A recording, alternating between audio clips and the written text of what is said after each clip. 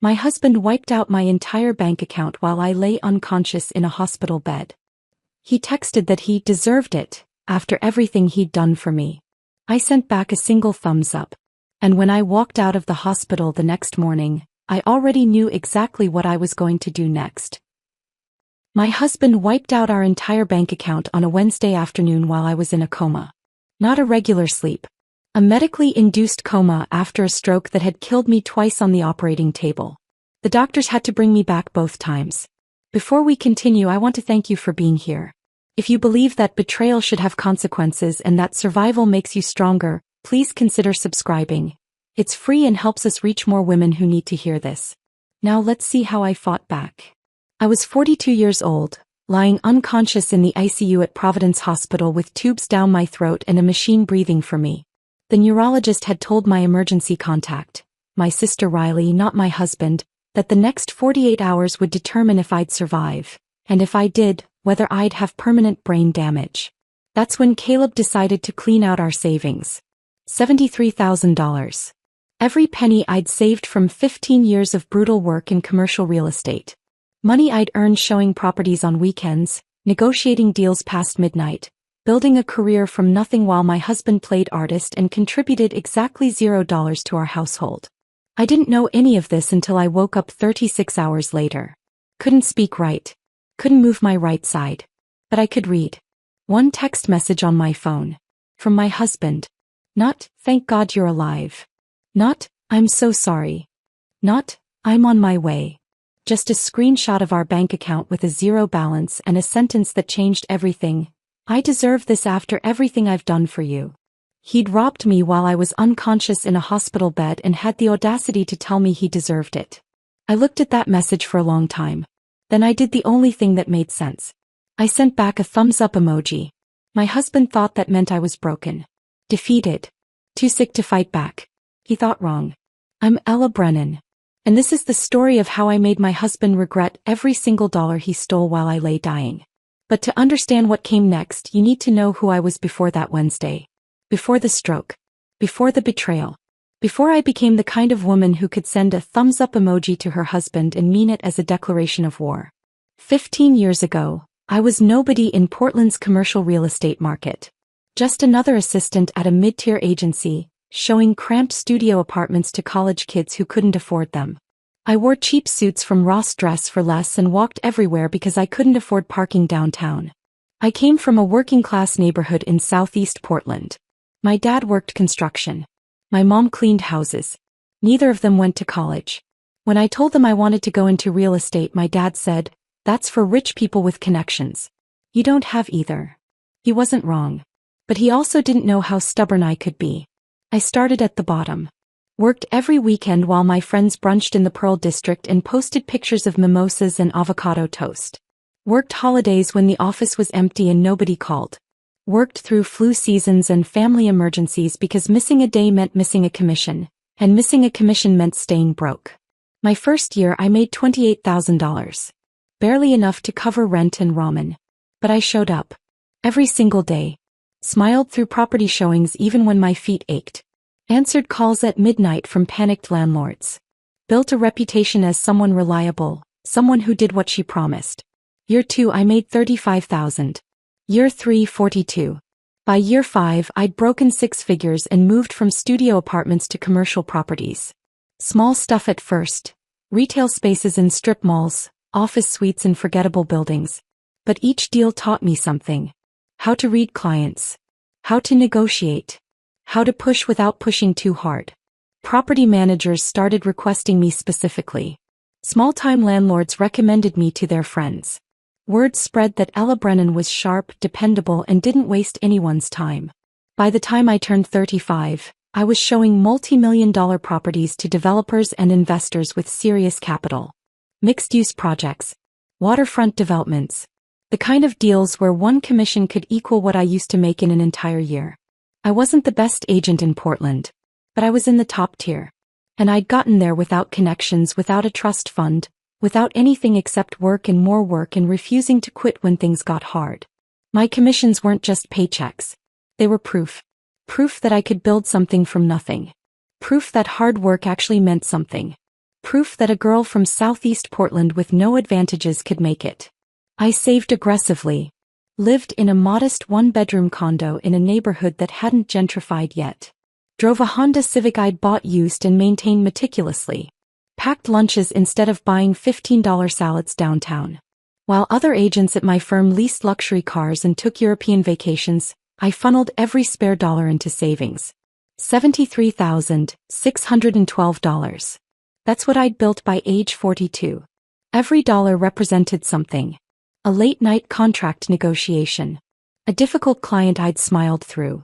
A weekend I chose work over rest. A holiday I spent alone in the office. That money wasn't just savings. It was my security. My emergency fund.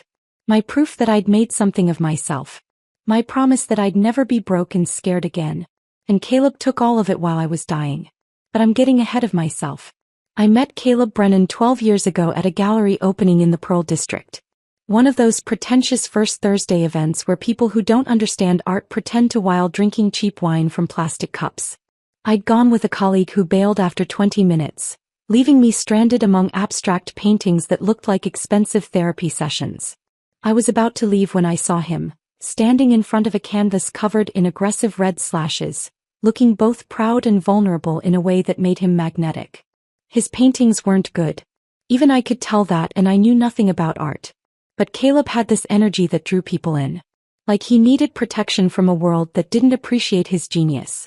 He approached me first. Asked what I thought of his work. Most people at those events lied and said everything was brilliant. I didn't. I said I didn't understand it but could feel the emotion behind it. He laughed. Said that was the best compliment he'd gotten all night. We talked for 3 hours. About art, about work, about what we wanted from life. He listened when I talked about difficult clients and impossible deadlines. Made me laugh about things that had stressed me out all week. When he looked at me, I felt like the only person in the room who mattered. I was 30, climbing fast in my career and lonely in ways I didn't want to admit. He was 32, charming, attentive, and made me feel like success didn't mean being alone forever. We dated for 8 months before getting married in a small ceremony at a garden venue in Southeast Portland. Just close friends and family. Simple flowers. A buffet instead of a sit-down dinner. Nothing fancy, but it felt real. I didn't mind that his art career was struggling. I made good money. He made me happy. That felt like a fair trade. In the beginning, Caleb handled everything at home. I'd come back from a 12-hour day and find dinner ready, the apartment clean, laundry done. He'd rub my shoulders while I vented about clients who changed their minds at the last second or deals that fell through. He called himself my support system. Said his job was to make sure I had a stable home to return to after conquering the world. I believed him. Thought we were partners building something together even if our contributions looked different. I earned the money. He maintained the life that money made possible. It wasn't traditional, but it worked. Or so I thought. Looking back now from a hospital bed with half my body not working right, I can see all the signs I missed. Or maybe didn't want to see. Around year 5, Caleb's gallery showings got smaller and less frequent. His paintings, dozens of them, collected dust in our spare room. The calls from gallery owners stopped. The rejection emails piled up. His art career wasn't struggling anymore. It was dead. But he kept pretending, kept calling himself an artist, kept treating my career like it was somehow less meaningful than his non-existent one. The resentment started small. Little comments wrapped in humor that stung more than I wanted to admit. Must be nice to be the successful one, he'd say when I mentioned closing a big deal. Some of us care about more than just money, he'd mutter when I worked late. Easy to have opinions when you're not putting yourself out there creatively, he'd snap when I suggested he look for actual paying work. He stopped asking about my day. Stopped caring if I was stressed or tired or struggling. Started spending hours on his phone, angling the screen away whenever I walked into the room. He took weekend trips with friends I'd never met. Called them inspiration retreats. And came home vague about where he'd been and what he'd done. Got defensive if I asked too many questions. He opened a separate bank account without discussing it with me first. Said he needed it for his art supplies business. I never questioned it. Never asked to see statements. Never wondered why an artist who wasn't selling paintings needed a business account. I was too tired to interrogate every small change. Too focused on the next deal, the next commission, the next client. I told myself it was normal. Couples evolve. People need space. Marriage isn't perfect. I was working 80-hour weeks. Traveling for property tours. Negotiating contracts past midnight. I didn't have energy left to manage Caleb's feelings or question his choices. And 3 months before the stroke, my body started sending signals I was too stubborn to hear. Blinding headaches that made me see spots during property showings. Strange numbness in my right arm that I blamed on sleeping wrong. Tightness in my chest I convinced myself was just anxiety about a difficult client. I'd pop Advil, chug coffee and push through with a professional smile. Just stress, I told myself. Too much work, not enough sleep. I ignored the way my vision blurred when I stared at contracts too long. The exhaustion that 8 hours of sleep couldn't fix. The tingling in my fingers during important meetings. I was 42 and healthy. My last checkup had been fine. I exercised when I could. Didn't smoke. Had no family history of stroke or heart disease. So when my body screamed that something was catastrophically wrong, I turned up the volume on work and pretended not to hear. I had a major deal closing. A waterfront development project worth $2 million. The commission alone would max out my retirement contributions for the year and then some. I couldn't afford to be sick. Couldn't afford to slow down. Couldn't afford to admit my body was failing. That decision almost killed me. But before the stroke, before the betrayal, before everything fell apart, I was Ella Brennan. Successful. Independent. Secure in what I'd built. A woman who'd clawed her way up from nothing and had $73,000 in savings to prove it. A woman who thought she knew who she'd married. I was so completely, catastrophically wrong. And that thumbs up emoji I sent from my hospital bed? That was the moment I stopped being the woman who ignored warning signs and started being the woman who would make my husband pay for every single thing he'd taken while I lay dying. The stroke happened on a Tuesday morning during what should have been a routine property showing. I'd been working on this deal for 3 weeks. A gorgeous Victorian conversion in downtown Portland that had been on the market for 2 months. Beautiful bones, original crown molding, hardwood floors that gleamed in the morning light. The kind of property that sold itself if you could just get the right buyers through the door. The clients were a young couple in their early 30s, tech money, the kind who could write a cash offer if the place felt right. Kyle worked in software development. His wife Emma was something in digital marketing. They'd been looking for 6 months and were getting impatient. This was their 3rd showing with me that week. I could feel them getting close to a decision. Just needed to seal it. We were standing in the master bedroom on the 2nd floor. I was pointing out the oversized windows that flooded the room with natural light, talking about the original molding that had been carefully restored when the pain hit. Not a headache this time. Something different. Something catastrophic. It felt like someone had detonated a bomb behind my eyes. White-hot pain that made my vision blur and my knees buckle. The numbness I'd been ignoring in my right arm for weeks suddenly spread like wildfire. Across my shoulder, down my torso, into my leg. I tried to say, "Excuse me," but nothing came out right. Just garbled sounds that didn't match the words forming in my head. My mouth wouldn't cooperate. My tongue felt thick and useless. Emma's face morphed from polite interest to horror. "Are you okay?" I tried to answer. Couldn't. The right side of my body wasn't responding to commands anymore. I reached for the doorframe with my left hand to steady myself, but my legs gave out. I collapsed on the hardwood floor. Heard Emma scream. Saw Kyle drop to his knees beside me, his face pale with panic. "Call 911, he shouted. Emma was already on her phone, voice shaking as she gave the address to the dispatcher. I lay there on that beautiful restored hardwood, unable to move my right side, unable to speak, unable to do anything except think with crystal clarity. This is bad. This is really, really bad. Terror flooded my brain. Not the kind of fear you feel watching a horror movie or riding a roller coaster. The primal kind. The kind that comes when your body stops obeying your commands and you realize you're not in control anymore. I tried to move my right arm. Nothing. Tried to move my right leg. Nothing. Tried to speak. Just garbled nonsense. Kyle was talking to me, saying something about help being on the way, asking me to squeeze his hand. I squeezed with my left. My right hand lay limp and useless on the floor. "Stay with us," Emma kept saying, her voice breaking. "Please stay with us." I remember thinking absurdly, this is so embarrassing.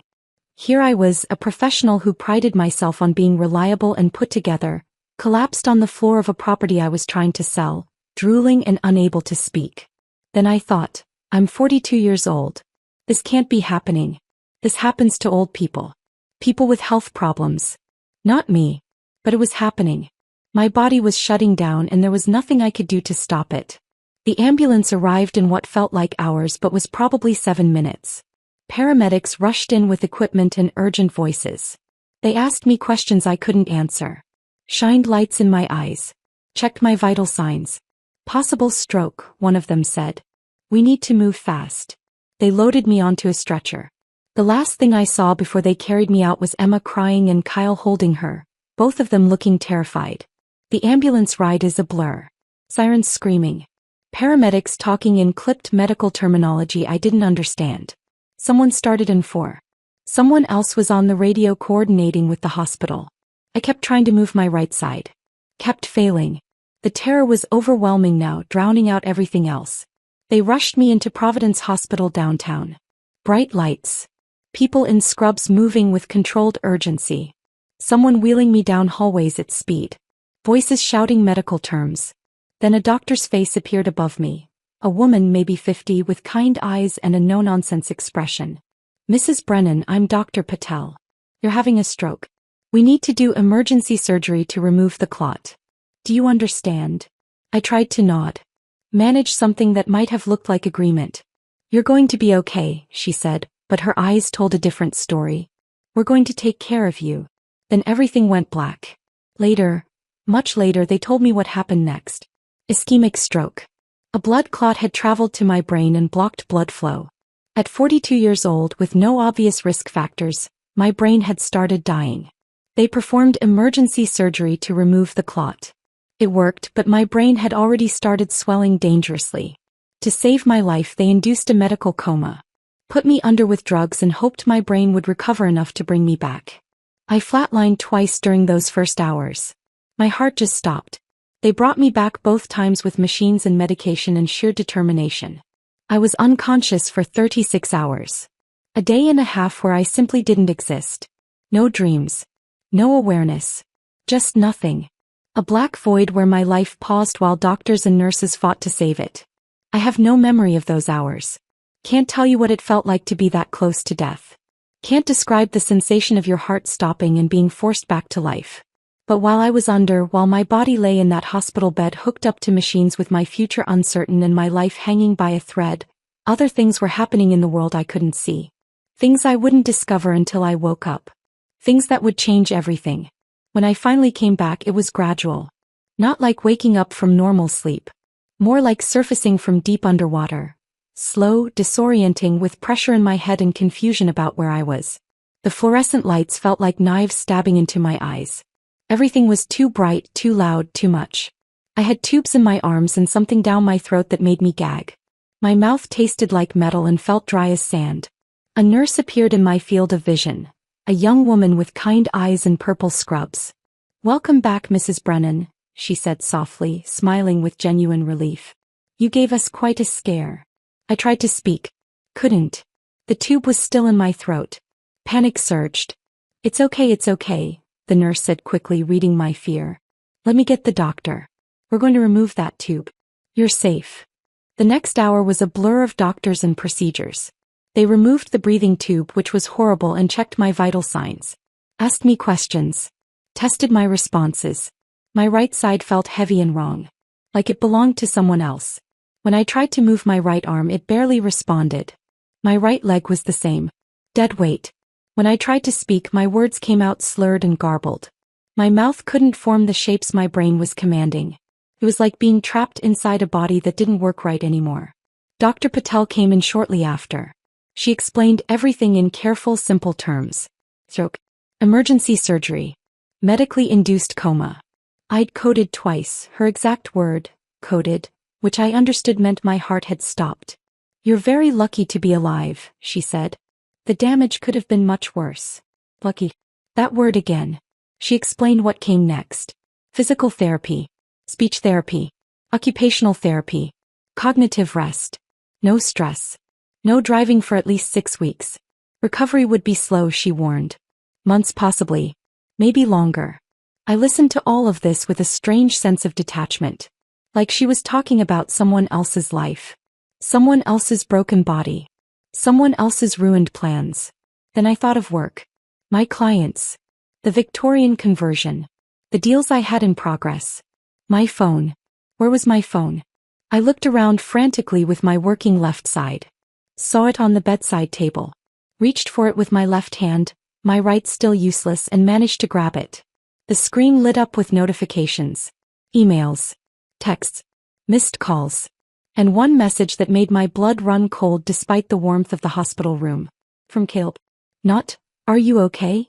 Not, "Where are you?" Not, "The hospital called and I'm on my way." Just a screenshot. Our joint bank account. The one where all my commissions went. The one I'd built over 15 years of brutal work. Balance. $0. Below it, one sentence. "I deserve this after everything I've done for you." I stared at that screen, my still foggy brain struggling to process what I was seeing. $73,612. Gone. Every penny. Every commission. Every sacrifice. Erased. He'd done it while I was unconscious. I was dying. While doctors were shocking my heart back to life. My husband had robbed me. Not in anger during a fight. Not after some betrayal on my part. But while I lay helpless in a hospital bed, unable to defend myself or even know what was happening. The betrayal was so cold. So calculated. So perfectly timed to my moment of maximum weakness. I should have cried. Should have screamed. Should have thrown the phone across the room. Instead, I felt something else. Something cold and sharp clicking into place deep inside me. My left hand was trembling as I pulled up the keyboard. Typed one character. Hit send. A thumbs up emoji. That was all. No words. No questions. No accusations. Just that one little symbol. Caleb probably thought it meant I was too weak to fight. Too damaged to care. Maybe even too brain injured to understand what he'd done. He thought wrong. That thumbs up wasn't acceptance. It wasn't surrender. It was a declaration. War had just been declared. And I was going to win. I stared at that thumbs up emoji on my phone screen for a long time after I sent it. Watched the little delivered notification appear underneath. Then read. Caleb was seeing it right now. Probably confused. Maybe relieved. Definitely not understanding what it actually meant. Good. A nurse came in to check my vitals. Asked how I was feeling. I told her fine, which was a lie. My head pounded. My right side felt like dead weight. Every word I spoke came out slightly wrong, my mouth struggling to form sounds my brain commanded. But I was alive. And I was planning. The next 2 days in the hospital passed in a haze of physical therapy sessions, speech exercises, and doctor consultations. They had me squeeze stress balls with my weak right hand. Practice walking with a cane. Repeat simple phrases until my words came out clearer. I cooperated with everything. Smiled at the nurses. Thanked the doctors. Pretended to be a grateful patient focused on recovery. But my mind was somewhere else entirely. Running through finances. Replaying conversations. Building a strategy. On the morning of my discharge, Dr. Patel came in with a clipboard and a concerned expression. "Mrs. Brennan, you're making remarkable progress," she said. "But I need you to understand how serious this is. You had a major stroke. Your brain needs time to heal. That means rest. No stress. No work for at least 6 weeks." "I understand," I said, my words still slightly slurred but functional. "You'll need someone at home to help you," she continued. "At least for the first week or two. Simple tasks are going to be challenging. Cooking, cleaning, even getting dressed. Is your husband able to take time off work to care for you?" Something cold settled in my chest. "Yes," I lied. "He's already arranged it." Dr. Patel smiled with relief. "Good. That's important. You shouldn't be alone." She handed me a stack of discharge papers and prescriptions. "These are your medications. Anti-clotting agents, blood pressure management. Take them exactly as prescribed. And this," she handed me a card, "is information about support groups for stroke survivors. I highly recommend attending once you're feeling stronger." I took everything with my left hand, my right still too weak to be useful. "Thank you. Someone picking you up?" "My husband," I said smoothly. "He should be here soon." Another lie. Easier than the first. Dr. Patel left. A nurse brought me my clothes. The ones I'd been wearing during the property showing, now cleaned and folded. Getting dressed was humiliating. I couldn't button my shirt with one working hand. Couldn't tie my shoes. The nurse helped without comment, professional and kind. They brought me a cane. Standard issue hospital cane, aluminum with a rubber grip. I hated it immediately. Hated what it represented. But I needed it. My right leg wasn't strong enough to support my full weight yet. Your husband here? The nurse asked, checking her watch. He's just parking, I said. I'll meet him downstairs. She looked uncertain but nodded. Hey, take care of yourself, Mrs. Brennan. The moment she left, I grabbed my phone with my left hand and called the one person I trusted completely. Riley picked up on the second ring. Ella. I need a favor, I said quietly, watching the door. Anything. No hesitation. That's Riley. I need a place to stay. And I need you not to tell Caleb I'm out. Silence. Then, he doesn't know you're being discharged? Oh, he knows I survived, I said, my voice flat. He just doesn't know I'm not coming home. Another pause. When Riley spoke again, her voice had changed. Colder. Sharper. What did he do? Cleaned out our savings while I was unconscious. 73,000. I heard her inhale sharply. Then, I'm on my way. 20 minutes. Where should I pick you up? Side entrance. Near the emergency department. I'll be there in 15. She hung up. I gathered my things, phone, wallet, the discharge papers, and made my way slowly down the hallway with my cane. Each step was an effort. My right leg dragged slightly. I had to focus on every movement. The hospital was busy. Visitors coming and going. Staff rushing between rooms. Nobody paid attention to one more patient leaving. I took the elevator down to the ground floor and found my way to the side entrance Riley had mentioned. Sat on a bench and waited, my cane propped beside me. 13 minutes later, Riley's black Subaru pulled up. He got out quickly, came around to help me. My sister is 3 years older than me. Looks it too, sharp features, gray threading through her dark hair, lines around her eyes from years of reading contracts. She's a tax attorney. Brilliant. Ruthless when she needs to be. Divorced twice, both times on her terms. She understands betrayal intimately. Riley looked at me, really looked, and I saw her face tighten with barely controlled fury. But she didn't say anything. Just helped me into the passenger seat, loaded my things in the back and got behind the wheel. We didn't speak until we were out of the hospital parking lot and on the road. Tell me everything, she said. So I did. The property showing. The stroke. The surgery. Waking up to that text message. The empty account. The thumbs up emoji I'd sent. Riley didn't interrupt. Didn't gasp or curse or ask clarifying questions. Just listened with the absolute focus of someone cataloging evidence for a case. When I finished, she was quiet for a long moment. Then she said very calmly, "We're going to destroy him." Not, "Are you sure?" Not, "Maybe there's an explanation." Not, "Let's think about this." Just, "We're going to destroy him." I felt something unknot in my chest. "Yeah," I said. "We are." Riley's apartment is in Northwest Portland, a second-floor unit in a converted industrial building. Exposed brick, high ceilings, minimalist furniture. She helped me up the stairs, humiliating, needing help with stairs, and got me settled in her guest room. Plain walls. Queen bed. Desk in the corner. Nothing fancy, but it was clean and quiet and safe. "Rest," Riley said. "I need to make some calls." I lay down on the bed, exhausted from the short journey. My body was weak in ways I'd never experienced. Simple movements required concentration. But my mind was sharp. Clearer than it had been in months. Maybe years. I stared at the ceiling and replayed 12 years of marriage. Looked for the signs I'd missed. The patterns I'd ignored. Caleb's sudden interest in our finances 3 years ago. How he'd started asking questions about my accounts, my investments, my retirement funds. I'd thought he was finally taking an interest in our future. Now I saw it differently. He'd been mapping territory. Figuring out what was accessible and what wasn't. His insistence that I add him to my investment accounts, in case something happens. For security, he'd said. So he could handle things if I was ever incapacitated. I'd refused. Those accounts were mine. Built before marriage. Kept separate intentionally. He'd seemed hurt but dropped it. Now I understood. That had been a test. Seeing how far he could push. And 6 months ago his suggestion that we refinance my condo. Free up equity for renovations, he'd said. The kitchen needed updating.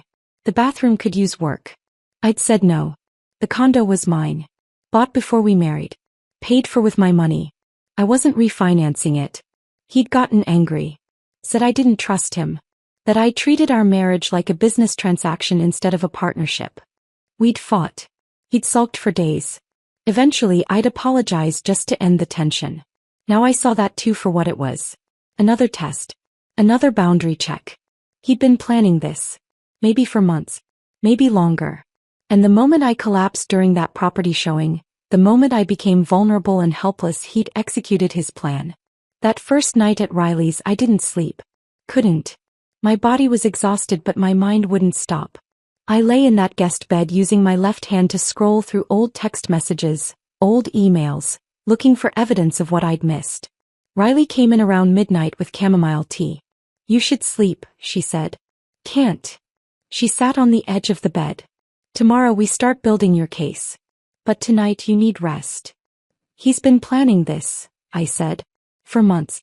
Maybe years. I keep thinking, how did I not see it? Because you trusted him, Riley said simply. That's not a character flaw, Ella.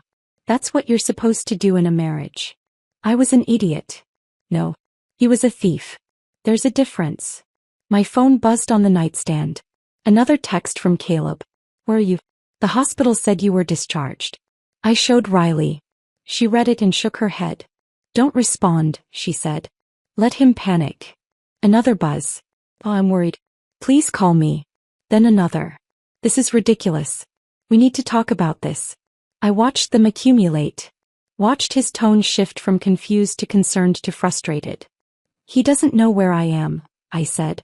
Good. Keep it that way. Another text. You can't just disappear. I have rights too. Riley read that one and actually laughed. Cold and sharp. Rights. He stole $73,000 while you were dying and he's talking about rights. She stood up. Get some sleep. Tomorrow we figure out exactly how much damage he's done. Then we figure out how to return the favor. She left, closing the door quietly behind her. I lay there in the dark, my phone buzzing periodically with new messages from Caleb that I didn't read. For the first time since the stroke, I felt something other than fear or pain or exhaustion. I felt focused. Caleb had taken advantage of my vulnerability. Thought I'd be too weak or too damaged or too grateful to be alive to fight back. He was about to learn exactly how wrong he was. The next morning, Riley left early for her office. Said she had some calls to make, some favors to collect. I spent the morning doing the physical therapy exercises the hospital had given me. Squeezing a stress ball with my weak right hand. Practicing balance by standing on one foot. Walking the length of Riley's apartment with my cane, trying to build strength back into my right leg. Every movement was exhausting. Every small task a reminder of what the stroke had taken from me. But I kept going. Because if I was going to fight Caleb, I needed to be strong enough to do it. Around noon, I heard Riley's key in the lock. She came through the door carrying a banker's box, the kind offices use for storing files. It looked ordinary enough, but something about the way she was holding it made my stomach tighten. You're not going to like this, she said, setting the box on the dining table between us. I sat down slowly, my right leg still unsteady. Show me. Riley opened the box and started pulling out papers. Bank statements. Credit reports. Transaction histories. Business filings. Page after page of financial documents printed on standard office paper. I called in some favors, Riley said, spreading everything out methodically. Tax attorneys have connections at banks, credit bureaus, business registration offices. I pulled everything I could find with Caleb's name on it. She arranged the papers into separate piles, creating a timeline. I watched her work with that precise attorney focus, organizing chaos into evidence. This, she said, tapping a document, is a business account opened 14 months ago. Brennan Creative Studios. Listed owners are Caleb Brennan and Ella Brennan. I leaned forward, reading the paperwork. I never signed this. I know. That's fraud. He opened it using your information without consent. Riley pulled out a highlighter and marked several lines. And look at these transactions. I followed her finger across the page. Transfers from an account I recognized, our joint savings, the one he'd eventually emptied, into this business account. Small amounts. 3,000 here. 5,000 there. Never more than 9,000 at once. Always under 10,000, I said slowly. Exactly. Banks have to report transactions over $10,000 to federal authorities. He knew that. He was being careful. Staying just under the reporting threshold. Riley pulled out more statements, all marked with similar highlighted transactions. This has been going on for over a year. My hands started shaking. How much total? Riley met my eyes. From what I can track. Almost $89,000. The room tilted. I gripped the edge of the table with my left hand to steady myself. 89,000. On top of the 73 he'd stolen while I was unconscious. Over $160,000 total. He's been planning this for over a year, I said, my voice barely above a whisper. At least. Probably longer. Riley pulled out another document. It gets worse. I almost laughed. How could it possibly get worse? She handed me a paper I recognized immediately. A power of attorney form. The one I'd signed last year after the ovarian cyst scare, when I was afraid I might need emergency surgery. Except this wasn't the version I remembered. This has been amended, Riley said quietly. See here. Financial authority. Investment accounts. Real estate decisions. The version you signed was medical only. This one gives him control over everything. I stared at my signature at the bottom of the page. Looked right. The loops and curves matched my handwriting perfectly. I didn't sign this version, I said. I know. I compared it to documents I personally witnessed you sign. Contracts from when I helped you buy that investment property 3 years ago. It's a forgery. A really good one, but still a forgery. Riley spread out more papers. Bank statements from my investment portfolio. A line of credit I'd never authorized. He used that forged POA to take out $70,000 against your investments, she explained. Cash withdrawals over the past 6 months. Small amounts like everything else. Always staying under the radar. I felt sick. Physically sick. My stomach churned and my head pounded, and for a moment I thought I might actually throw up right there at Riley's dining table. He practiced my signature, I said. The realization was somehow worse than everything else. He sat somewhere, maybe in our apartment while I was at work, and practiced writing my name until he could do it perfectly. Yes. This wasn't impulse. This wasn't panic when I had the stroke. He's been systematically robbing me for over a year. Yes. I looked at all the papers spread across the table. The evidence of months of planning. The careful amounts always just under reporting thresholds. The forged documents. The fake business account. Every "I love you" had been a lie. Every dinner he made while I worked late. Every supportive comment about my career. All of it performance. Theater. A distraction while he plotted my financial destruction. What do we do with this? I asked. Riley started gathering the papers back into organized piles. First we make copies. Multiple copies. Then we take it to a lawyer. A good one who specializes in financial fraud and family law. And we bury him. My phone buzzed. Another text from Caleb. I'd been ignoring them for 3 days now. They kept coming. Elle, please. We need to talk. I didn't even look at it. Just turned the phone face down on the table. Let me see those, Riley said, gesturing to my phone. I unlocked it and handed it over. She scrolled through the messages Caleb had been sending, her expression getting colder with each one. He's panicking, she said. Good. Let him panic. She handed the phone back. Don't respond. Not yet. Let him wonder where you are, what you know, what you're planning. That afternoon, while Riley was photocopying everything at her office, I sat in her guest room and let myself feel it. The betrayal. The violation. The cold calculation of what Caleb had done. He'd married me knowing I made good money. Positioned himself as supportive husband while I built my career. Then spent years systematically stealing from me, forging my signature, creating fake accounts in my name. And the moment I became vulnerable, the moment I collapsed and ended up in a hospital fighting for my life, he'd grabbed everything he could and run. He'd literally bet on me dying or being too brain damaged to fight back. My phone buzzed again. This time it wasn't Caleb. Sophie, my former assistant, saw Caleb at Stumptown this morning. He was with a woman. Very cozy. Thought you should know. I stared at that message for a long moment. Part of me didn't want to know. Didn't want confirmation of what I already suspected. But I needed to see. Can you send a picture if you see them again? I typed back. Sophie responded immediately. Already took one. Sending now.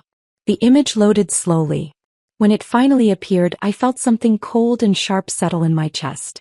Caleb sat in a coffee shop booth across from a young woman.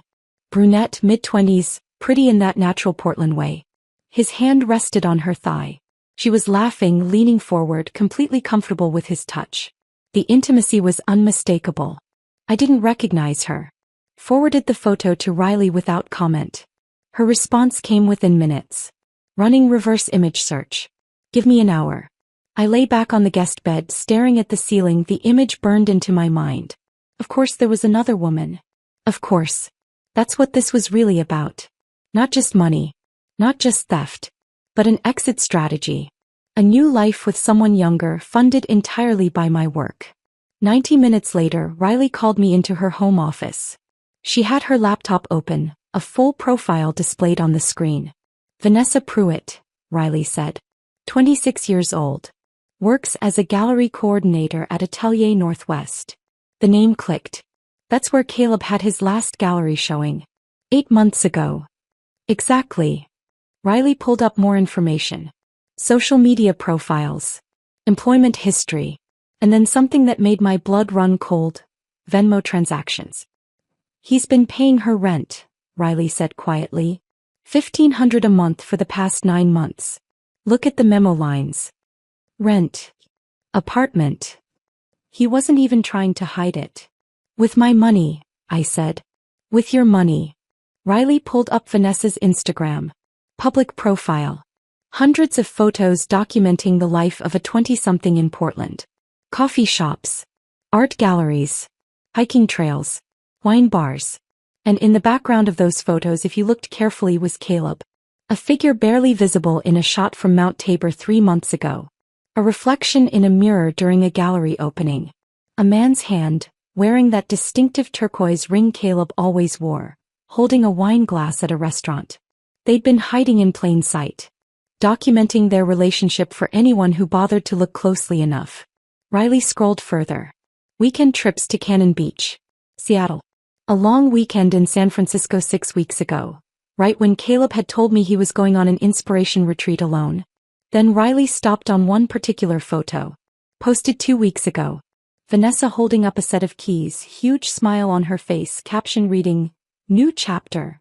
Downtown loft, here I come. The location tag showed a luxury building in the Pearl District. I clicked through to the building's website. Studios starting at $2,800. 1 bedrooms at $3,400. Gallery coordinators don't make that kind of money, Riley said. No, I agreed. They don't. We sat in silence for a moment, both of us understanding what this meant. He was planning to leave you, Riley said finally. Take the money, move in with her, start fresh. The stroke interrupted his timeline, I said, the pieces finally clicking into place. When I collapsed, he panicked. Thought I might die or be permanently disabled. So he grabbed everything he could while I was unconscious. But you survived. But I survived, I repeated. And now he's stuck. Can't move forward with Vanessa without money. Can't explain where the money went. Can't find me to manipulate me into forgiving him. Riley turned to look at me. What do you want to do? I looked at the evidence spread across her desk. The bank statements. The forged documents. The photos of Caleb and Vanessa together. A year of planning. A year of lies. A year of theft. I want him to regret every single thing he took from me, I said. Riley smiled. Cold and sharp and full of promise. Then let's get started. Riley made the call the next morning while I was doing my physical therapy exercises in her living room. I heard her voice from her office, professional and clipped, asking someone for a reference, a recommendation, someone who specialized in financial fraud within family law. When she came out, she had a name written on a post-it note. Martin Okoye, she said. Family law attorney. Has a reputation for going after financial abusers. Doesn't lose often. When can we meet him? Tomorrow. He's making room in his schedule. Martin's office was in a modest building downtown, nothing fancy. No marble lobby or designer furniture. Just a functional space with dated carpet and fluorescent lighting. I appreciated that. Meant he spent money on actual legal work instead of impressing clients. The receptionist led us to a small conference room. Martin came in 2 minutes later. Late 40s, Nigerian accent still present despite probably decades in the US. Built solid like someone who'd played college football and stayed in shape. He shook my hand firmly, then Riley's. Didn't comment on my cane or the way my right hand trembled slightly. Just got straight to business. Mrs. Brennan, he said, sitting across from us with the folder Riley had sent ahead. I've reviewed the preliminary documents your sister provided. Before we go further, I need to understand what you want out of this. Everything, I said simply. I want everything he took. And I want him to face consequences. Martin nodded, opening the folder. Your husband committed several felonies. Identity fraud. Opening accounts in your name without authorization. Forgery. That amended power of attorney.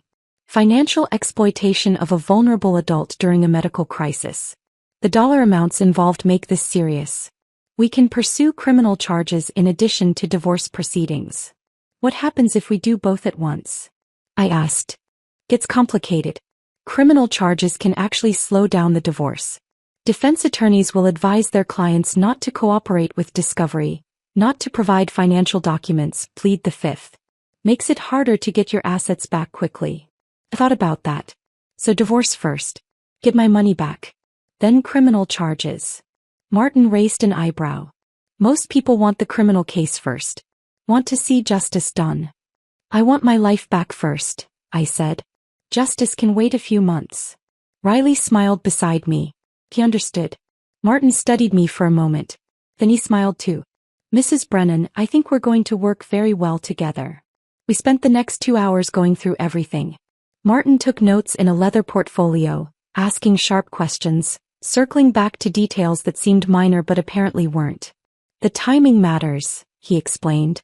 The fact that he emptied the joint account while you were unconscious. That's not just morally reprehensible, it's legally significant. Financial exploitation during medical incapacity. Judges take that very seriously. Good, I said. The forged power of attorney is another major piece. That's identity fraud. Using it to access your investment accounts makes it wire fraud if any transactions cross state lines, which I'm betting they did. Riley pulled out more documents. These are the transactions from the business account he opened in her name. Brennan Creative Studios. Almost 90,000 transferred over 14 months. Martin whistled low. Always under 10,000 at a time. He knew about reporting thresholds. This was planned. That's what we thought, Riley said. Martin looked at me. How much do you know about his current financial situation? Not much. He's been texting me but I haven't responded. Good. Keep it that way. All communication goes through me from now on. He made another note. We'll file this week. Request full financial disclosure from him, freeze on all joint assets and temporary exclusive use of the marital residence. It's not marital, I said. I bought it before we married. It's only in my name. Even better. Makes that part simple. Martin closed the folder. One more thing. Are you prepared for this to get ugly? Because it will. When we file with all this evidence, when we request criminal investigation, he's going to fight back. Hard. I thought about that text message. That screenshot of the empty account. The thumbs up emoji I'd sent. Let him fight, I said. I'm ready. We filed for divorce 3 days later. Martin submitted a petition citing irreconcilable differences and requesting full return of all fraudulently obtained funds, plus sole possession of my apartment. Attached were copies of everything. Bank statements, the forged POA, the business account he'd opened in my name, transaction histories showing systematic theft over 14 months. It was thorough. Damning. Irrefutable. Caleb had 5 days to respond. His answer came through a lawyer named Doug Finch, whose office was in a strip mall next to a tax preparation service and a nail salon. Riley looked him up, specialized in DUIs and small claims disputes. Not exactly equipped for complex financial fraud cases. Doug's response was almost laughable. He filed a counterpetition requesting a 50-50 split of all assets, including my apartment and investment accounts. The justification: Caleb had contributed equally to the marriage as household manager and emotional support provider. Martin showed me the filing in his office. Actually laughed when he read that part aloud.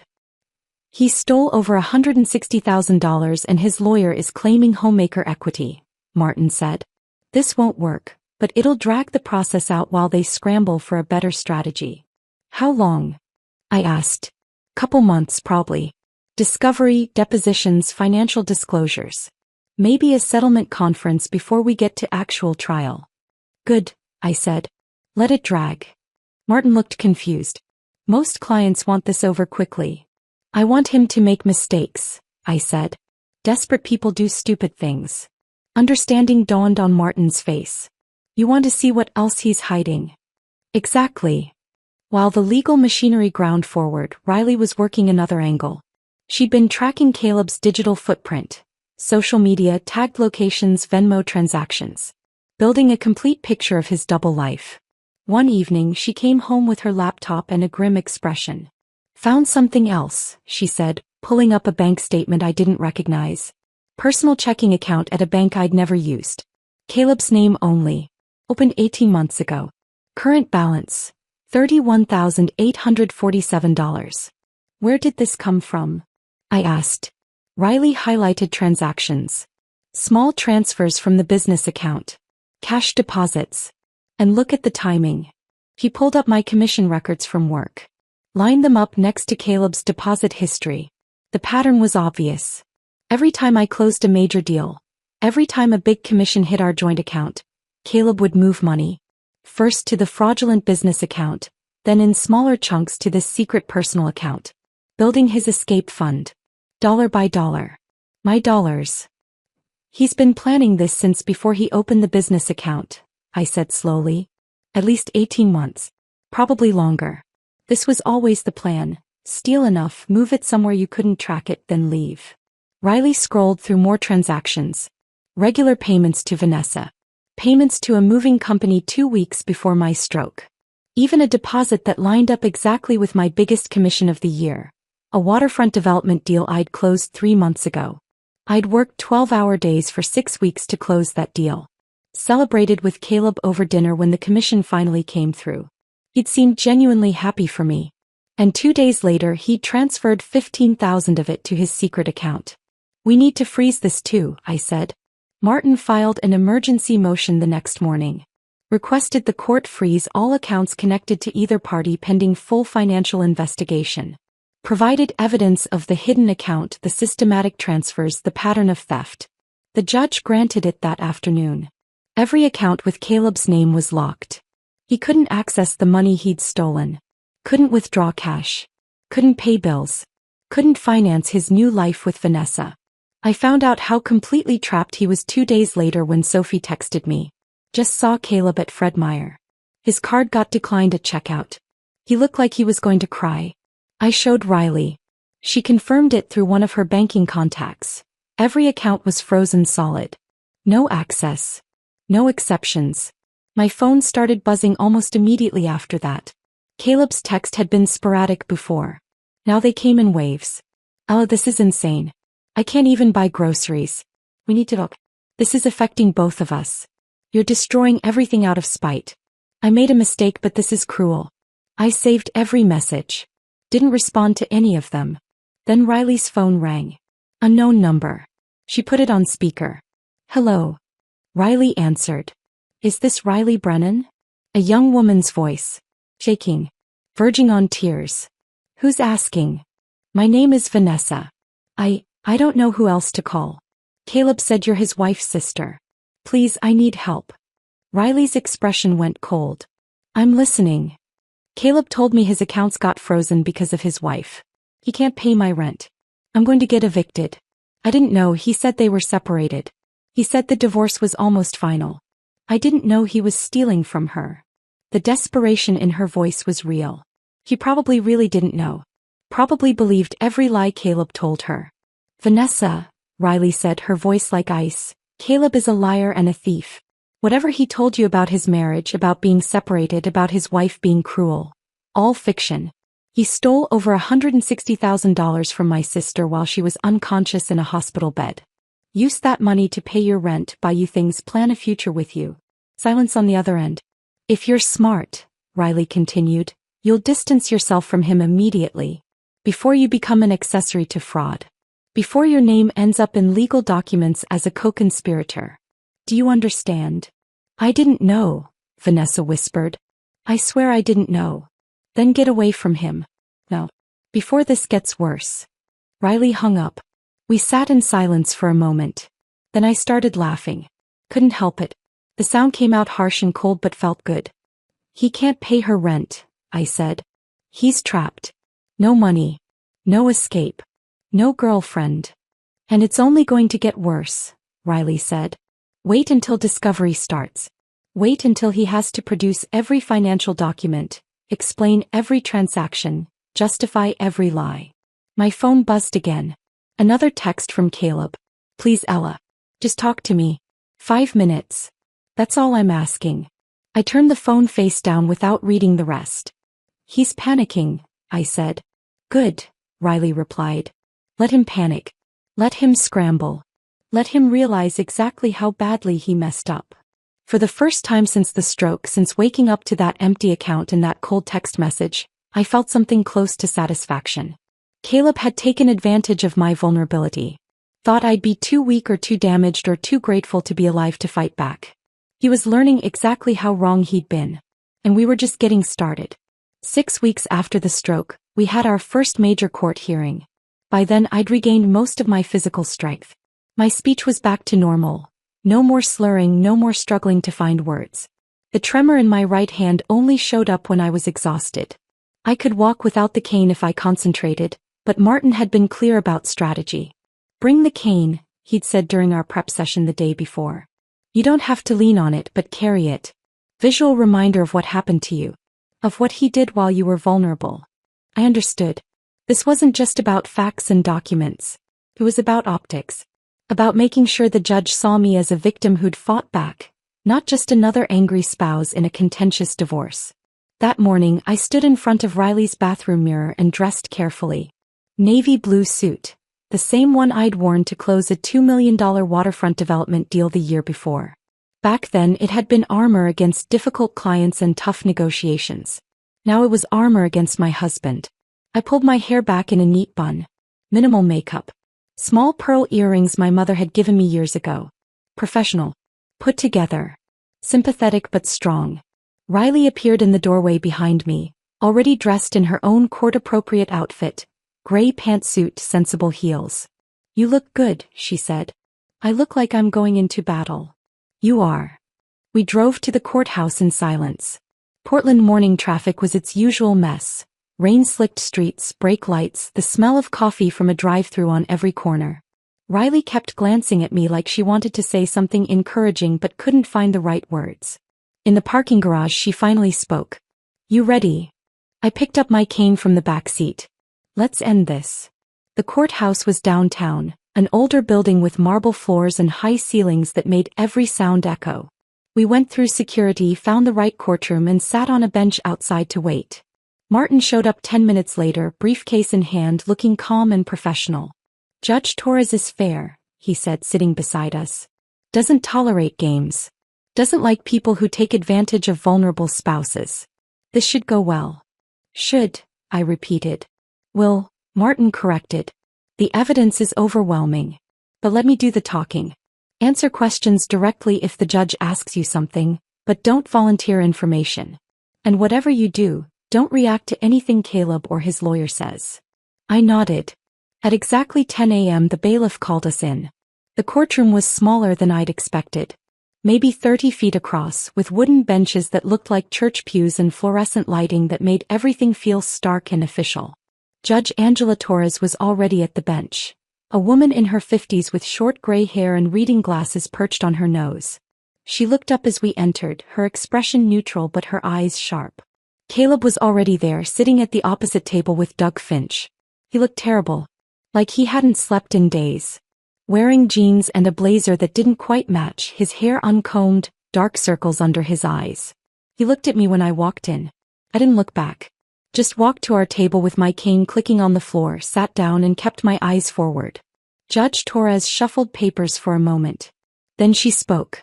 This is a hearing regarding the petition for divorce filed by Ella Brennan against Caleb Brennan, with motions for asset freeze, exclusive possession of marital residence, and return of fraudulently obtained funds. She looked up. I've reviewed the filings from both parties. Mr. Finch, your client withdrew $73,612 from joint accounts while Mrs. Brennan was hospitalized for a life-threatening stroke. Is that correct? Doug Finch stood. He was younger than I'd expected, maybe mid-30s, wearing a suit that looked off the rack and slightly too big. Your Honor, my client exercised his legal right to access jointly held funds. Furthermore, Mrs. Brennan had exhibited financially controlling behavior throughout the marriage, and my client was acting to protect himself from potential. Protect himself from what, exactly? Judge Torres interrupted. From a woman having a stroke? Doug stammered.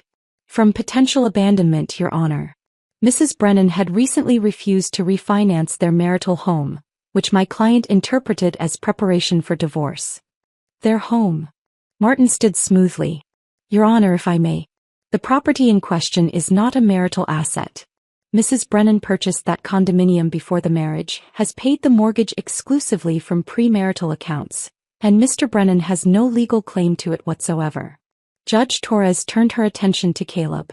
Mr. Brennan, were you aware your wife was in the hospital when you withdrew these funds? Caleb whispered something to Doug.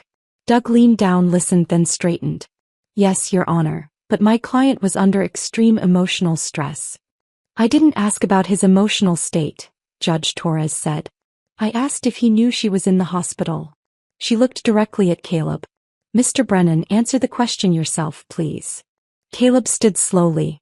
Yes, Your Honor. Did you visit your wife in the hospital? Silence. Judge Torres repeated the question, slower this time. Mr. Brennan, did you visit your wife while she was hospitalized for a stroke that nearly killed her? No, Your Honor. But you did access her bank accounts during that time? Yes. Judge Torres removed her glasses and set them on the bench. Looked at Caleb with an expression that could only be described as contempt. Let me make sure I understand the timeline here. Your wife of 12 years collapsed during a property showing. Was airlifted to the hospital. Underwent emergency brain surgery. Was placed in a medically induced coma. And during this time you didn't visit her. Didn't check on her condition. But you did withdraw over $70,000 from your joint accounts while she was unconscious and unable to consent or even be aware of the transaction. It wasn't a question. It was a statement of fact that sounded damning when said out loud in a courtroom. Your Honor, if I may, Doug tried to interject. Judge Torres held up her hand.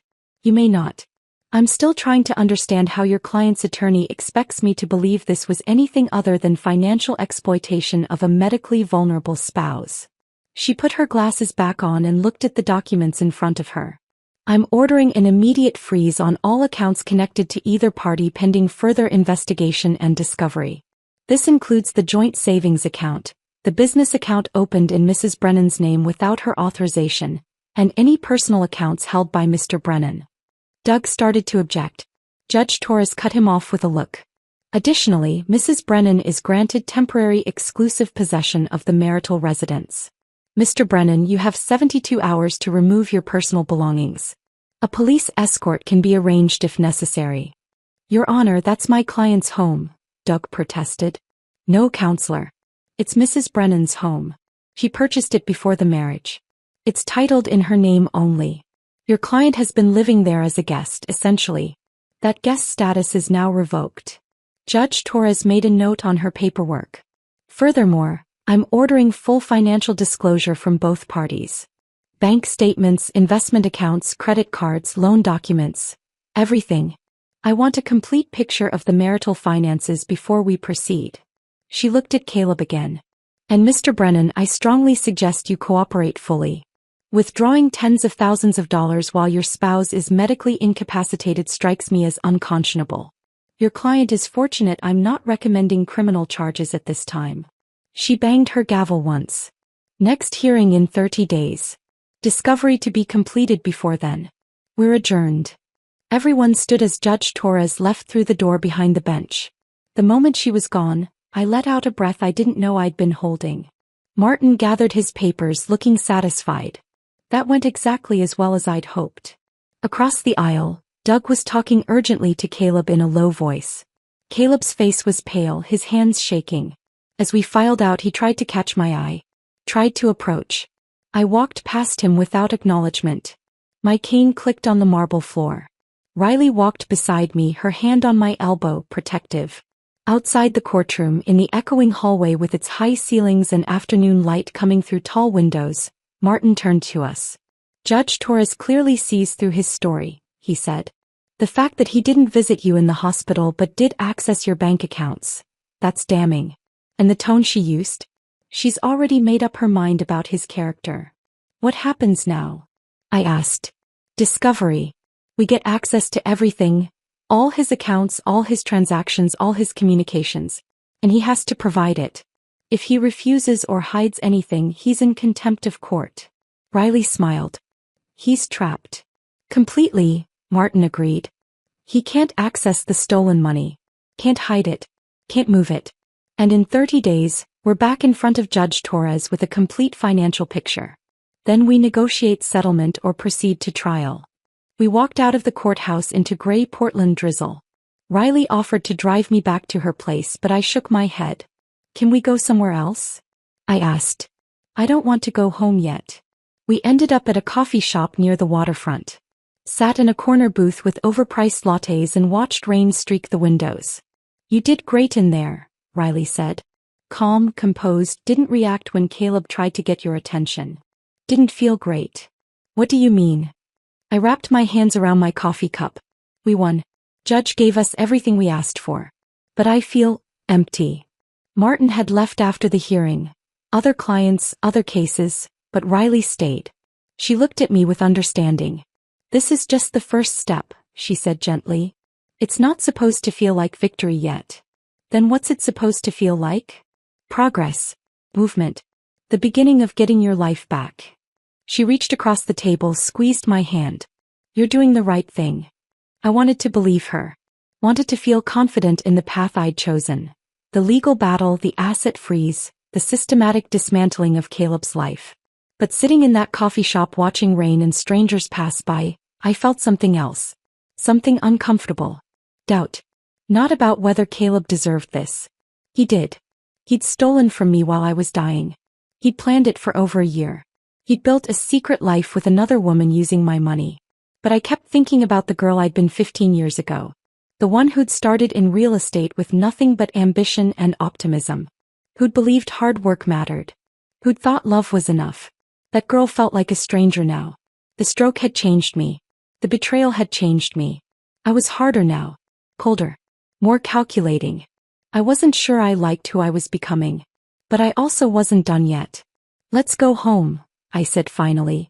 Riley drove me back to her apartment. That night, I lay in the guest bed staring at the ceiling, thinking about everything that had happened in that courtroom. Caleb's face when the judge ordered the account freeze. His shaking hands. His desperate attempt to catch my eye as I left.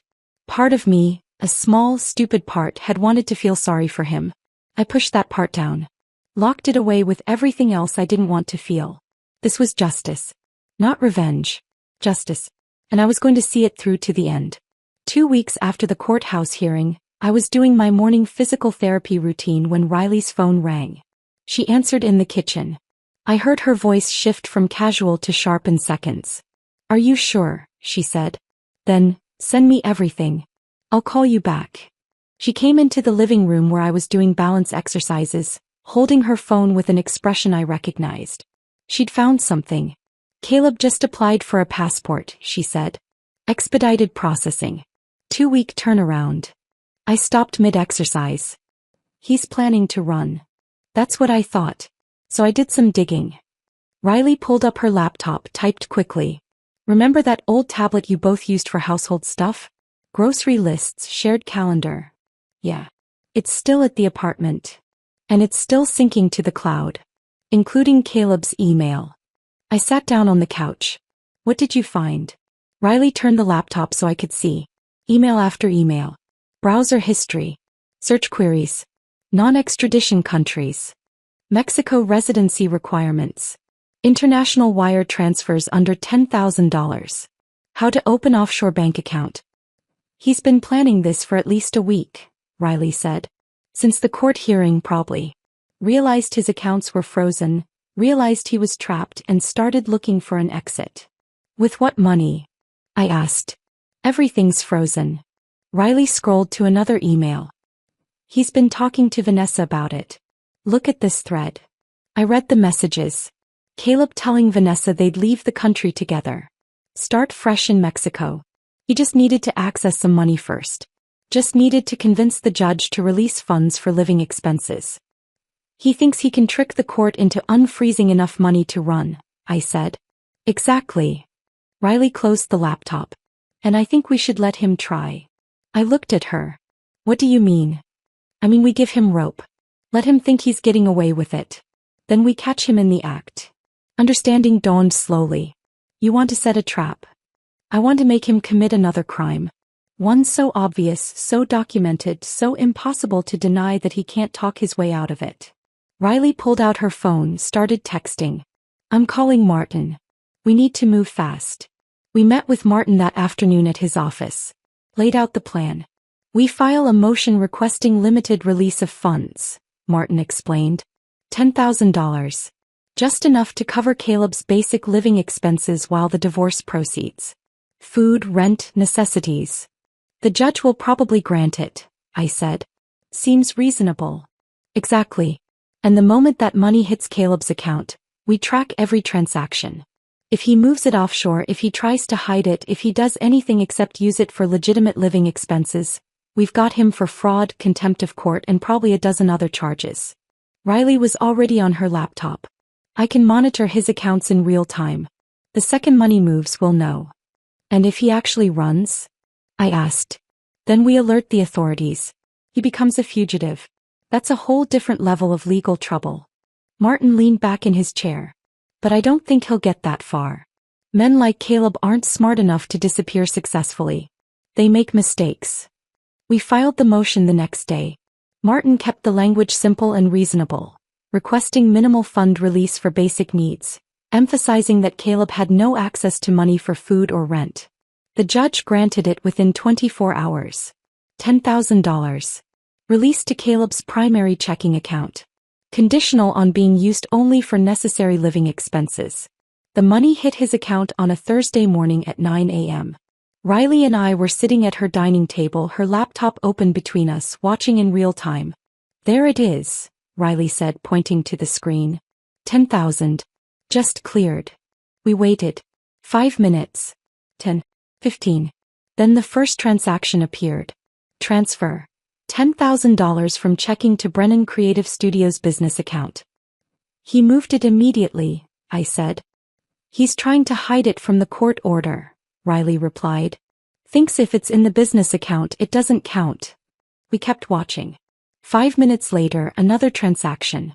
Transfer. $10,000 from business account to personal account at different bank.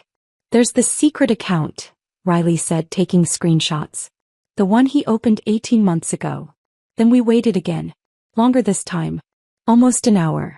I was starting to think maybe Caleb was going to sit on the money, be cautious, not make any obvious mistakes. Then a new transaction appeared. And my breath caught. Wire transfer. $8,500 to Banco Internacional de Belize. Offshore account, Riley said quietly. That's international wire fraud. She immediately forwarded the screenshots to Martin. Called him. Put it on speaker. He just wired money to Belize, she said when Martin answered. How much? $8,500. Martin was quiet for a moment. That's a felony. Federal crime. I'm contacting the FBI. How fast can they move? Riley asked. Fast. Especially with evidence this clear. Give me 2 hours. He hung up. Riley and I sat in silence, staring at the laptop screen. He actually did it, I said. He actually thought he could get away with it. He's desperate. Desperate people make stupid decisions. Riley kept monitoring. Over the next hour, more transactions appeared. Caleb had booked flights, 2 tickets to Cabo San Lucas, departing in 3 days. Hotel reservation at a beachfront resort. Even a rental car. He's planning to run, Riley said. Get to Mexico, then somehow access the offshore account from there. Will he be able to? Probably not. These things are complicated. But he doesn't know that. He's panicking and grabbing at anything that looks like escape. Martin called back 2 hours later. FBI is involved. They've issued a warrant. They're going to arrest him at the airport before he boards. When? I asked. His flight is Saturday morning at noon. They'll take him at the gate. I want to be there, I said suddenly. Riley looked at me. You sure? I need to see it. Need to see him realize he's actually trapped. Martin hesitated on the phone. It's not standard, but you're not interfering. Just watching. I don't see why not. Saturday morning, Riley and I drove to PDX Airport. Parked in the garage with a view of the departure terminal entrance. We sat in her car drinking coffee from a drive-thru, watching travelers come and go with their luggage and their normal lives. At 11:47 a.m. I saw them. Caleb and Vanessa walking through the automatic doors. Each pulling a suitcase. Vanessa looked excited. Young, pretty, dressed for vacation in a sundress and sandals despite it being December. She was laughing at something Caleb said. Caleb looked nervous. Kept scanning the crowd. Like he sensed something wrong but couldn't identify what. Then I saw the agents. 2 men in dark suits walking with purpose through the terminal. Professional. Efficient. Moving straight toward Caleb and Vanessa. They approached. Showed badges. I couldn't hear what they said from the car, but I saw Caleb's face change. Saw the color drain from his skin. Saw his mouth open in protest or excuse or denial. Vanessa looked confused. Started asking questions, her voice rising. One of the agents said something to her. She stepped back. They handcuffed Caleb right there in the middle of the departure terminal. Travelers stopped and stared. Some pulled out phones to record. A small crowd formed. Vanessa was crying now. Full sobbing. Asking Caleb what was happening, what he'd done, why he'd lied to her. The agents led Caleb toward an exit. He was saying something, probably trying to explain, to justify, to make this seem like a misunderstanding. Vanessa collapsed onto a nearby bench, face in her hands, shoulders shaking. I watched all of this from Riley's car with a strange sense of detachment. Like I was watching a movie instead of the destruction of my husband's life. You okay? Riley asked quietly. I don't know, I said honestly. We sat there for another few minutes. Watched Vanessa eventually pull herself together and walk back out of the terminal, dragging her suitcase behind her, mascara streaked down her face. Then Riley started the car. Let's go home. We drove back to her apartment in silence. I kept replaying the moment Caleb's face changed. The moment he realized he'd been caught. That evening my phone rang. Unknown number. I almost sent it to voicemail, but something made me answer. Hello. Is this Ella? A woman's voice. Young. Thick with tears. Vanessa. This is she. I didn't know. The words came out in a rush, desperate and pleading. I swear to God I didn't know he was stealing from you. He told me you were separated. That the divorce was almost final. That you'd been controlling and cruel for years. I never would have. She broke down crying. I sat on Riley's couch, phone pressed to my ear, listening to this 26-year-old girl sob. Part of me wanted to feel sorry for her. She'd believed a liar. Trusted the wrong person. Made bad choices based on incomplete information. But another part, the part that had been forged in betrayal and nearly dying in a hospital bed, felt nothing but cold clarity. Vanessa, I said quietly. Did Caleb ever pay for anything himself? Dinners, trips, your rent. Silence. Then small. No. He said his money was tied up in art investments. That it would be liquid soon. It was my money, I said. All of it. Every dinner you ate. Every trip you took. Every month of rent he paid for your apartment. That was money he stole from me while I was working 80-hour weeks to support him. While I was having a stroke and nearly dying. More crying. I'm so sorry, Vanessa whispered. I didn't know. What do I do now? I thought about that. What was the right answer? What did someone in her position need to hear? You move on, I said finally. You find someone honest. You learn from this. And you never, ever trust someone who badmouths their spouse to justify why they're starting something with you. That's always a red flag. I feel so stupid. You were lied to. That's not the same as being stupid. She was quiet for a moment. Are you going to press charges against me? The FBI agent said I might be in trouble too. Did you know about the fraud? The stolen money? The offshore accounts? No. I swear I didn't. Then you're probably fine. But distance yourself from Caleb. Immediately. Don't take his calls. Don't visit him. Don't try to help him. He'll drag you down with him if you let him. Okay, she said, voice small. Thank you. I don't deserve. I hung up before she could finish. Set the phone down on Riley's coffee table and stared at it. Riley came out of her bedroom. That was her. Yeah.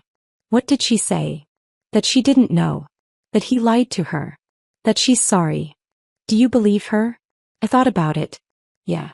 I do. She's just a kid who made bad choices. Riley sat beside me. You were kind to her. Was I? I wasn't sure. The conversation had felt cold. Distant.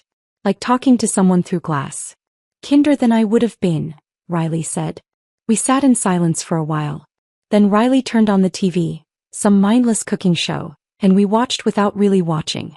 My phone buzzed once more that night. A text from Martin. Caleb's been charged. Federal custody. Bail hearing Monday. You don't need to attend if you don't want to. I typed back, I'll be there. Because I needed to see this through. All of it. Every step. Even the parts that didn't feel like victory. The bail hearing on Monday was anticlimactic. Caleb's public defender, a tired-looking woman in her 30s with a briefcase held together by duct tape, argued for release on his own recognizance. Martin countered with evidence of flight risk. The offshore account, the Mexico flights, the passport application. The judge denied bail. Caleb would stay in federal custody until trial. I watched from the gallery as they let him out in handcuffs. He looked broken. Smaller somehow. Like the reality of what he'd done was finally sinking in. He tried to look at me one last time. I didn't give him the satisfaction. Just stood up and walked out with Riley and Martin. The divorce finalized 3 months later. By then, Caleb's federal charges were resolved through a plea deal. His public defender had convinced him fighting was pointless. The evidence was overwhelming. Forged documents. Fraudulent wire transfers. International banking violations. He was looking at potential prison time if convicted on all counts. The plea deal gave him probation instead. 5 years. Full restitution of every stolen dollar. $162,000 total, to be paid in monthly installments he'd probably spend the rest of his life working off. Permanent criminal record. And a restraining order keeping him at least 500 feet from me at all times. Martin had been merciless in the divorce settlement. With Caleb's guilty plea on federal charges, there was no defense against the fraud claims. I got everything. The apartment, which was always mine anyway. My investment accounts, untouched and returned. My retirement funds. Every penny Caleb had stolen or tried to hide.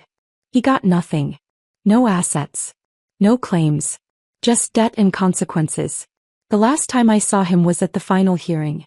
He looked hollowed out. Defeated. 20 pounds lighter, dark circles under his eyes. Wearing an ill-fitting suit his public defender had probably loaned him. When the judge finalized everything, Caleb's lawyer asked for a brief moment to speak. The judge allowed it. Your Honor, she said, my client would like to apologize to Mrs. Brennan for his actions. The judge looked at me. Mrs. Brennan, would you like to hear it? Everyone in the courtroom turned to look at me. Riley beside me, tense and protective. Martin on my other side, ready to object if needed. I thought about it. About whether I wanted to hear Caleb say he was sorry. About whether it would change anything or mean anything. No, I said simply. I wouldn't. The judge nodded. Then we're done here. Divorce is finalized. Mr. Brennan, you have 48 hours to vacate any remaining personal property from the marital residence. After that, anything left becomes Mrs. Brennan's property. Gavel down. Caleb was escorted out by his lawyer. I left through a different exit with Riley and Martin, avoiding any chance of running into him in the hallway. How do you feel? Riley asked as we walked to the parking garage. Empty, I said. And it was true. No satisfaction. No triumph. Just a hollow sense of completion. I moved back into the apartment. My apartment, the following week. Caleb had already cleared out his things. I walked through rooms that felt both familiar and foreign. The spare room where his paintings used to collect dust was empty now. The closet in the bedroom only had my clothes. The bathroom counter only had my toiletries. It should have felt like victory. Instead, it just felt lonely. I lasted 6 months before deciding to sell. Too many memories. Too many ghosts of who I'd been when I lived there. The woman who'd trusted Caleb. Who'd worked herself into a stroke. Who'd ignored every warning sign because she was too tired to see them. A young family bought it. Husband, wife, toddler girl, and another baby on the way. I watched them walk through during the final showing, saw the wife's face light up at the kitchen, saw the husband calculate mortgage payments in his head, saw the toddler run through the empty rooms laughing. "It's perfect," the wife said to her husband. "It feels like home. I hoped they'd be happy there. Hoped they'd build something real. Hoped their marriage would be better than mine." The closing was simple. I signed papers, transferred the deed, accepted a check that was more than I'd paid for the place but less than I'd hoped. Real estate prices in Portland were weird that year. I bought a smaller loft in Northwest, closer to Riley. 2 bedrooms, floor-to-ceiling windows, exposed brick, open floor plan. Modern and impersonal. No history. No ghosts. Just clean space waiting for me to decide who I'd be next. With some of the money from the sale, I set up a scholarship fund. Partnered with a local nonprofit that helped women recovering from medical crises. Called it the Second Chances Fund. $5,000 annually for a woman who needed financial support to rebuild her life after health problems derailed everything. It felt good. Felt like something meaningful coming from all the pain. I returned to work about 7 months after the stroke. Part-time at first. My boss, Patricia, who'd run the real estate firm for 20 years, welcomed me back with genuine warmth and zero pressure. "Take your time," she said. "We're just glad you're alive." I started with small projects. Residential sales. Nothing too demanding. My body was mostly back to normal. No more cane, no more slurred speech, no more tremor. But I was different in ways that weren't physical. I couldn't work 80-hour weeks anymore. Couldn't sacrifice everything for a commission. Couldn't ignore my body's warning signals. I was more selective about clients. Didn't take on anyone who gave me bad vibes or made unreasonable demands. Charged more. Worked less. Made enough. Patricia noticed the change. "You're different," she said over coffee one afternoon about 10 months after I'd come back. "Better or worse?" I asked. "Just different. More boundaried, I guess. You used to say yes to everything. Now you're comfortable saying no." "The stroke taught me something," I said. "Life's too short to waste on people who drain you." Patricia smiled. "Sounds like wisdom." One evening, almost a year after the divorce finalized, Riley invited me over for dinner. Just the 2 of us. Pasta and wine and the comfortable silence of people who'd been through war together. We were halfway through the meal when she asked, "Do you ever think about forgiving him?" I set down my fork. The question hung in the air between us. Did I? Could I? "I don't think about him at all anymore," I said honestly. "Forgiveness feels like it requires me to care. And I just don't." "That's not the same as healing," Riley said gently. "I know." I took a sip of wine. "But maybe healing doesn't mean forgiveness. Maybe it just means moving forward without carrying the weight of what happened." Riley considered that. "Are you happy?" The question surprised me. Was I? "I'm different," I said after a moment. "The stroke changed me. The betrayal changed me. I'm harder now. Less trusting. More cynical about people's motives." "That's not what I asked." I looked at my sister. Really looked at her. The woman who'd given me sanctuary when I had nowhere else to go. Who'd used her legal connections to help me fight back. Who'd sat with me through physical therapy and depositions and endless court hearings. Who'd never asked for anything in return. "I'm free," I said finally. "And right now that's close enough to happy." Riley smiled. Raised her wine glass. "To freedom." I clinked my glass against hers. "To freedom." That night, back in my loft, I stood in front of the bathroom mirror and studied my reflection. 43 years old. Lines around my eyes that hadn't been there 2 years ago. A hardness in my gaze that didn't exist before the stroke. Gray threading through my dark hair that I hadn't bothered to color. But there was also something else. Strength. Resilience. A quiet confidence that came from surviving something that should have destroyed me. I thought about the woman I'd been before the stroke. Before the betrayal. Ambitious, optimistic, believing hard work and love were enough. That woman felt like a stranger now. The stroke had burned her away. The betrayal had finished the job. What remained was someone harder. Colder. More calculating. I wasn't sure I liked who I'd become. But I also wasn't sure I had a choice. Sometimes people ask if I'm still angry at Caleb. I tell them the truth, I'm not. Anger is exhausting. I spent enough energy on him. What I feel now is clarity. He thought my stroke was his opportunity. Thought my vulnerability made me weak. Made me an easy target. Gave him permission to take everything I'd built. He was wrong. That thumbs up emoji I sent from the hospital bed, the one he probably interpreted as acceptance or maybe even brain damage, wasn't surrender. It was a declaration. I see you. I know what you did. And I'm coming. Some betrayals break you. Shatter you into pieces you can't put back together. Some betrayals wake something else. Something cold and calculating. Something that doesn't scream or cry or beg. Something that plans. Documents. Waits. Caleb thought he was taking everything from me while I lay unconscious and helpless. Instead, he gave me something I didn't know I had. Proof that I'm stronger than I ever knew. Proof that I can survive anything. Proof that underestimating me is a catastrophic mistake. The stroke nearly killed me. Should have killed me according to the doctors. The betrayal nearly broke me. Should have broken me according to anyone who knew the full story. But I'm still here. Sharper. Wiser. Free. And sometimes, not always but sometimes, late at night when I can't sleep I think about that moment in the hospital. Waking up to that text message. That screenshot of an empty account. Those 7 words that changed everything. I deserve this after everything I've done for you. And I think about my response. That single thumbs up emoji. The best revenge isn't fire and fury. Isn't screaming or crying or making scenes. It's ice-cold strategy. Patient justice. Letting someone dig their own grave while you document every shovelful of dirt. Caleb thought he'd won. Thought he'd gotten away with it. Thought I'd be too weak or too damaged to fight back. He couldn't have been more wrong. Game on, that emoji said. And I already won. If this story of cold calculation and perfect justice had you hooked from that first text message, smash that like button right now. My favorite part was when Ella sent that single thumbs up emoji from her hospital bed, knowing it wasn't acceptance but a declaration of war. What was your favorite moment? Drop it in the comments below. Don't miss more thrilling revenge stories like this. Subscribe and hit that notification bell so you're always first to see what happens when betrayal meets consequences.